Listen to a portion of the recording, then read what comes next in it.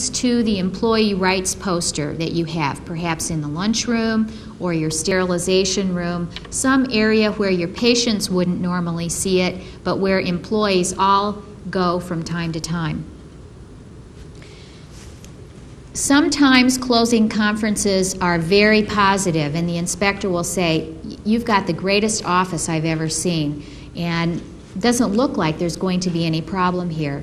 But in reality, when the inspector gets back to his office, might decide to issue some citations. What happens is that the inspector has taken extensive notes, perhaps some pictures, during an inspection, and they will go back to their office and speak with the area director who supervises all of the inspectors. And in consultation with the area director, sometimes with the attorney on staff at OSHA, they will decide which, if any, things in your office were violations. It might be something very technical like record keeping, or it might be something more serious. If you receive any citations, you would have 15 working days to challenge those. 15 working days, so they don't count weekends and they don't count federal holidays. If you want to contest and you miss the 15 days, you have lost that right forever. 15 working days. Not very many cases are ever challenged in a formal contest. OSHA's goal is to settle and resolve disputes with employers as quickly and as painlessly as possible. They don't have the manpower to be in a dispute with every workplace in the United States. They don't have the manpower to go to court and testify in contested manners. If you decide to contest, please don't do it on your own. Hire a lawyer. Call the American Dental Association before you make your decision to contest. If you receive citations, the chances are you're going to be a little bit angry about it. And your first reaction might be, "I'm going to get them. I'm going to show them." Call us first. Let us walk through the citations with you. We can explain to you at the American Dental Association which citations probably are very legitimate and perhaps you should just let it go, and whether or not some of the citations really are a problem. You have another opportunity if you receive citations. You have an opportunity to attend an informal conference. An informal conference is a meeting with OSHA officials at their office, and just like it sounds, it's very informal. There are no lawyers, no judges, and it's a very open exchange of opinions, complaints, anything you want to talk about. I urge every dentist who is cited by OSHA to give serious consideration to attending an informal conference. Why? Well, if you're not going to fight, if you're not going to contest the citations, there's a very significant possibility that OSHA will lower the fines. I can't tell you how many inspection notices I've seen and citation notices I've seen of dental offices where the dentist was cited and just wrote a check out and mailed it in and never took the opportunity to go in and meet with the OSHA officials and bargain and negotiate for a lower fine, or to express his or her opinions about how that inspection took place, what's fair or not fair about the citations. And that's a right that's very important. OSHA expects you to do that. The only downside to an informal conference is that if you are going to contest and you just decide to go to the informal conference to see what it's all about, you have to be very careful, because any statements that you make there can be considered admissions. So that if you do decide to contest and you've had an informal conference and you've made admissions during that conference, OSHA will use those against you in your challenge to them. The only other downside to an informal conference is one that I don't want you to be too concerned about, but you should at least have in the back of your minds, and that is you have to agree that you will correct any of the violations that remain intact after that informal conference. And if there's anything that you dispute about those citations, or if you think it will be impossible for your office to comply, You need to say something about it right then and there and be very careful about what you agree to. If you agree to abate something that you cannot abate or that you refuse to abate later on, OSHA can come back, and if they do come back, the next time they will cite you for something much worse. It will either be a willful violation, intentional violation, or it will be a failure to abate. And the penalties are much more significant for willful violations and failure to abate violations. Let's talk about penalties for a minute.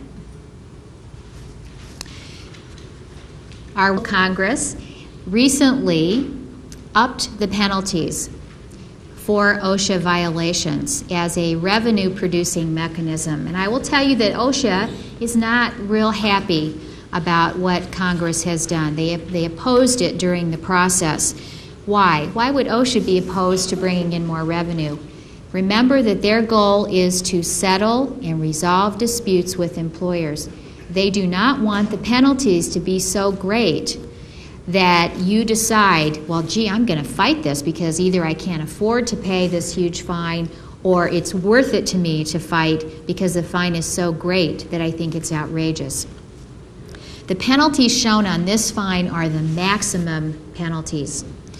For serious violations, up to $7,000. Now, in dentistry, what we have seen under this new penalty structure is that most citations for serious violations are in the range of $500 to $750, not $7,000.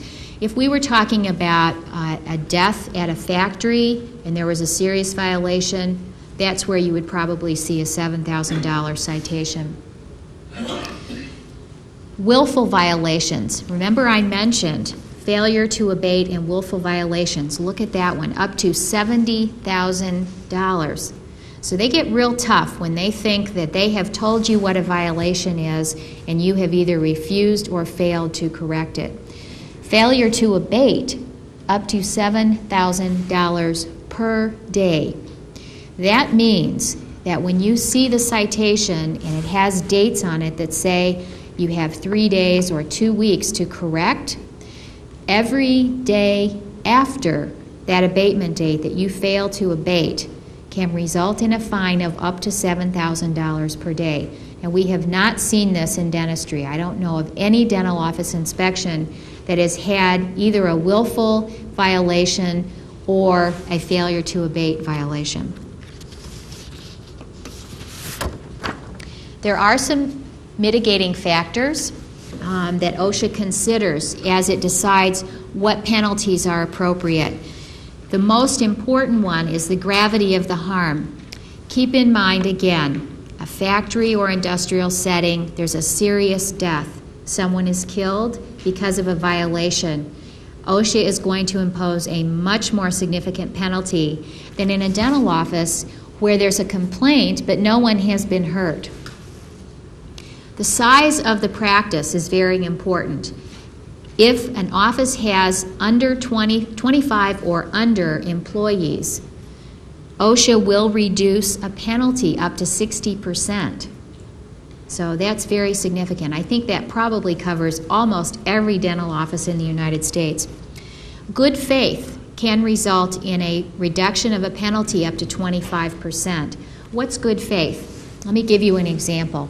If you have a written exposure control plan, OSHA comes to your office and they ask you to see the plan, and you have it and you produce it, and it's very good, but maybe you have something missing, something important. For example, you don't have any records in that plan of when people should be immunized or how to handle exposure incidents. That would be a violation. But OSHA would look at your plan and say, you know, this office really has done a good job of trying to comply, and they've done their best. So we are going to reduce the penalty up to 25%. This is why cooperation can be to your advantage. If you are knowledgeable and throughout the inspection you are firm but very courteous, OSHA is going to weigh that in the evaluation of any penalties. And finally, the history of your office. OSHA will give up to a 10% reduction in a penalty if there have been no serious or repeat violations in your office for the past 3 years. For most of you, an inspection would be once in a lifetime. It would be extraordinarily unlikely that OSHA would ever come back a second time. So this one could be very beneficial to dentists as well. Let's say that you want to file a contest. How do you do that? Again, 15 working days to contest. What happens is very much like an administrative proceeding. If any of you have ever been through litigation, it's similar to litigation but a bit more informal, and it happens faster. The first step is that you would notify OSHA in writing by filing a notice of contest. It's just putting the agency on notice that you want to challenge the inspection and the citations that resulted. OSHA then will evaluate the matter and determine whether it will file a written complaint. In most cases, they will file a written complaint. We had one case of a dental office inspection where the OSHA lawyers received the package that included the citations and the inspection history, decided, nah, I don't think we want to fight this one, and they dropped it. They did not file a formal complaint. So it's possible that just by filing a notice of contest, OSHA may drop the matter.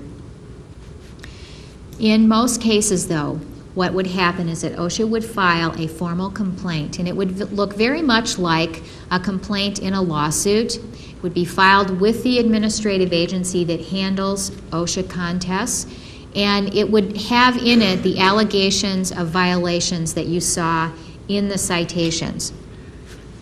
You would be required to answer that in writing, and following that there would be some limited discovery, which means possibly a deposition, possibly requests for further documents or further information, but much more limited in scope than a regular lawsuit. Ultimately, there would be a hearing before an administrative law judge and a written decision, and then you would have the opportunity to file an appeal. One important right that you have that OSHA will not tell you about is that the Equal Access to Justice Act allows small employers to file a request to have their attorney fees reimbursed if they are successful in litigation against the government. So let's say you file a contest and you win, and you've had to pay an attorney to help you through this process. You could go back and petition the court to award attorney's fees to you. And that's an important right. There's no guarantee. It's not an absolute right. The court would look at how outrageous the citations were versus how justified you were in filing the contest. Common violations. What we have seen in dentistry so far is that there are some very common violations that occur again and again and again. So I really want to point those out to you in this program so that when you go at the end of the program and do a walkthrough of your own offices to see if whether you are in compliance, you can look for these things. The most common citation in the entire United States in any workplace is failure to have posted the employee rights poster. I can't tell you how many dental offices I've been to or talked with over the telephone who have the poster and they have it inside of their regulatory compliance manual or inside of a file somewhere instead of posted. It has to be posted on the wall in a place where all employees can see it. If you don't have it, you can get it free of charge from OSHA. Just call your local area OSHA office and ask for a copy of the yellow employee rights poster.